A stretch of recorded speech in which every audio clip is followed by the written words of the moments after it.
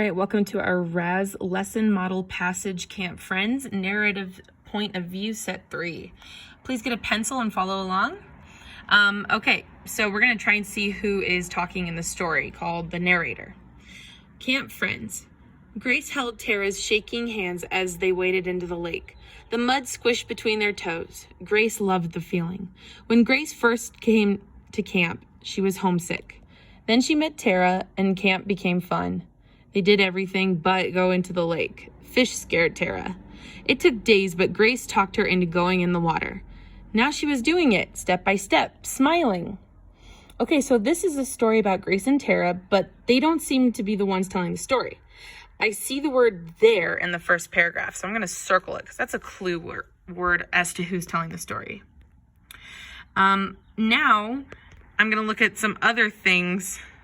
Is there anything else? Okay,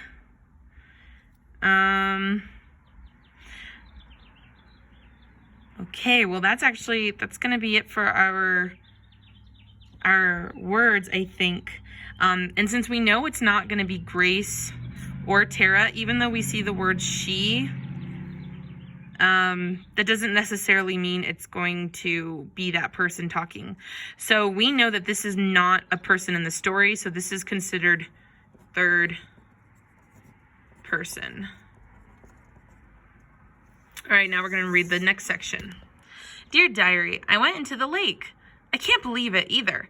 Grace held my hand and didn't make fun of me like the other girls. The mud was gross at first, but then it felt neat as it oozed between my toes. The water was so clear, I could see the bottom and the little fish swimming around. They were cute and not at all scary. I never would have done it without Grace. I think she's becoming my best friend here. Okay, and again, I'm reading what I think is Tara's diary. In diaries, people write about themselves. They write about their thoughts, their feelings, and often they write the date before each entry. I know from the first story that the two characters were Grace and Tara, and the narrator here mentions that Grace in the story and uses the word I. So I think that Tara has to be the narrator. So what other clue words do we have besides, we have I. Like the other girls, the mud was gross at first, but then it felt as between the water was so clear I could see the bottom and the little fish swimming around.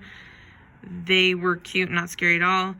I never would have done it without Grace. I think she's my best friend here. Okay, so these are the clue words that are going to tell us who the narrator is in this section. So now I want you to flip your paper over. And we're not doing anything related to the first story. We're actually going to be making up our own story, and we want to sort out the two different point of views, the clue words that you're going to be using, and the events that are going to be happening. And then in our RAZ notebook, we're going to write the story and you're going to understand. So please pause the video, copy this down.